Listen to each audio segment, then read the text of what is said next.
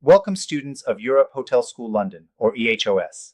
Today we're exploring the fascinating psychology behind menu layout and reading patterns. It is so glad to have you here studying online with our school, EHOS.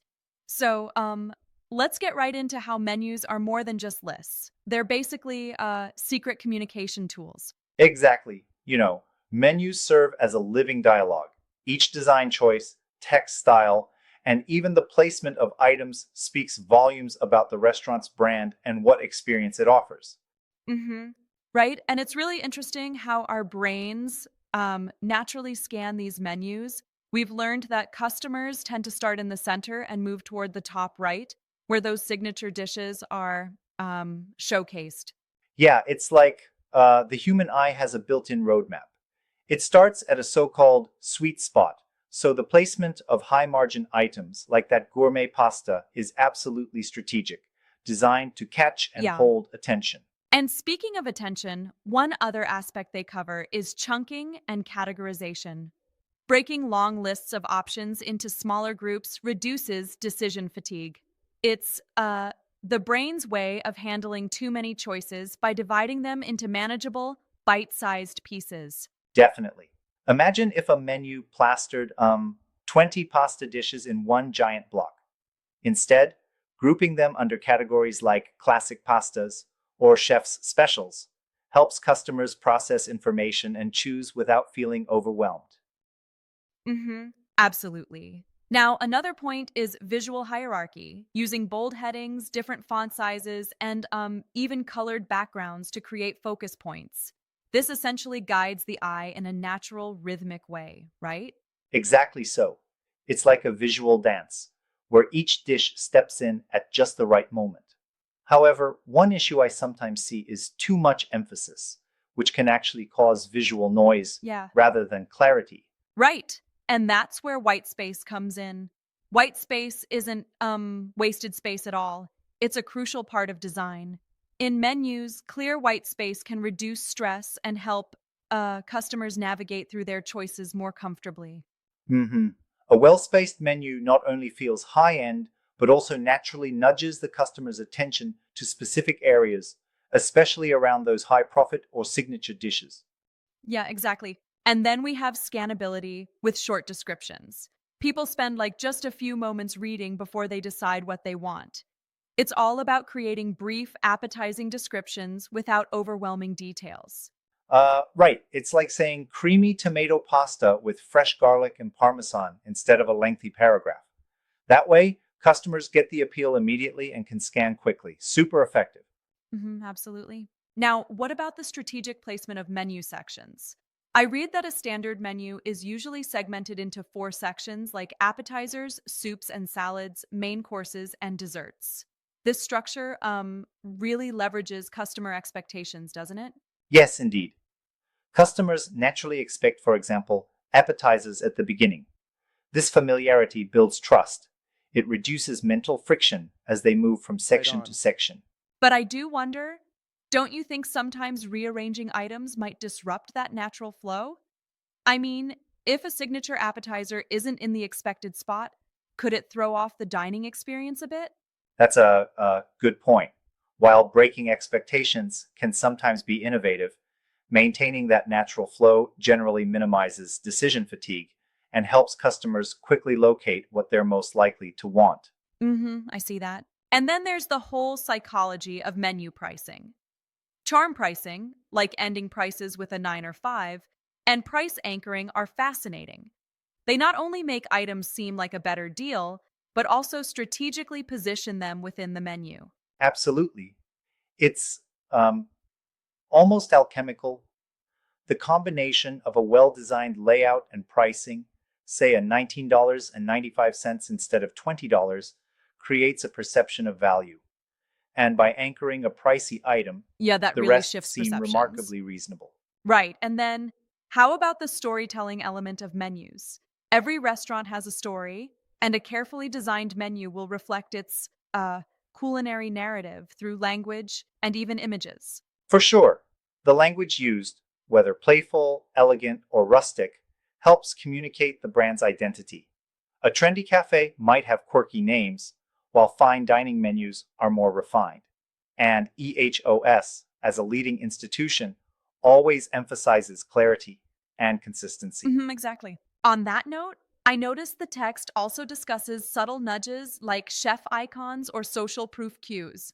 These small additions can heavily influence a customer's choice without them even noticing. Exactly. These micro design cues, such as arrows or dotted lines that lead the eye, act like gentle whispers directing you towards the restaurant's profit center. Right, it Really really clever works. design.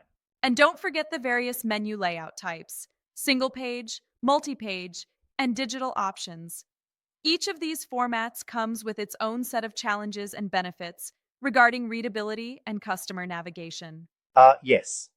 For small cafes, a single page menu might work best, but for full service restaurants, the multi page or digital options can incorporate more detailed descriptions and interactive features. And EHOS always highlights the importance of assessing what works best for your brand. Yeah, that's important to keep in mind. Now, there's also a critical discussion on decision fatigue. Too many options can overwhelm customers, so strategic item selection and menu chunking are essential. Right, it's like shopping at a boutique compared to a department store. The curated selection makes for a much more satisfying experience. This helps ensure that every item feels special and well thought out. Totally agree. Let's move into advanced topics then, like complex menus and eye tracking insights. Research shows that by studying exactly where people look, typically the center and top right, designers can adjust the layout to increase the appeal of certain items. Exactly. It's like the menu is a roadmap for your eyes, with visual anchors such as bold headings and subtle dividers setting the route. These points guide you naturally through the content. Yeah, and that's really smart. And on symmetry, alignment, and spacing, these are critical not only for aesthetics, but for readability and overall customer trust, right? Yes, when items are symmetrically arranged with proper spacing, it creates a harmonious feel that enhances the perceived value of every dish. The natural order helps customers process information quickly, an absolute win win. Absolutely. I read somewhere that even a slight misalignment or overcrowding can cause a completely chaotic feel. That seems a bit extreme, though, wouldn't you say? Well, yeah, I get your point, but even minor distractions in a high end menu can, detract from the overall impression. It's all about creating that refined, controlled experience that reassures customers. That is a fair critique. Moving on to testing menu effectiveness. The importance of continuous adjustments based on real customer behavior cannot be understated. What are your thoughts? Oh, definitely. Menus are not one and done items. Observing which dishes get the most attention and then making minor yet impactful tweaks, like repositioning a popular appetizer, can lead to significant improvements in orders. Right? It's like fine tuning an instrument. And then there's the instance of cognitive ease. When menus look familiar, customers feel more at ease and confident in their choices, which is key to a pleasant dining experience.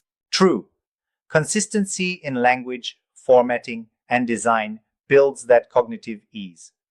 It reduces the mental effort required to choose, ultimately leading to a more satisfying experience. Yeah, that makes sense. Finally, the discussion wraps up with the idea of creating flow and momentum in menu design. Building a narrative through sequence and visual emphasis from beginning to end to guide purchase decisions fluidly. Exactly. The design is all about guiding the customer through a well thought out journey, from that tempting opening appetizer to the irresistible dessert finale. And remember, EHOS teaches that every element of design is integral to creating that memorable experience. So, to wrap things up, we've journeyed through how menus are much more than just a list of options. They're a strategic, psychological instrument that influences our choices in subtle ways. EHOS really pushes for a deep understanding of these design principles to enhance both customer satisfaction and profitability. Exactly. And it just goes to show how every small detail, from white space to strategic placements, plays a crucial role in the overall dining experience. And that's another nod to EHOS's commitment to excellence in understanding and applying these concepts. Yeah, absolutely. Thanks for the insightful discussion, everyone. Remember, whether you're designing a menu or choosing your next culinary experience, keep these psychological principles in mind. Thanks for joining us, and thanks again to EHOS for inspiring us to think critically about every element of restaurant design. According to menu reading psychology, where do customers tend to look first?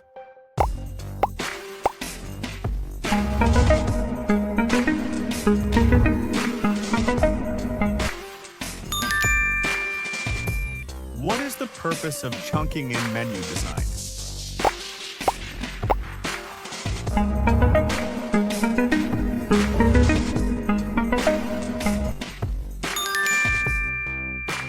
Which design technique draws customer attention to high-margin items?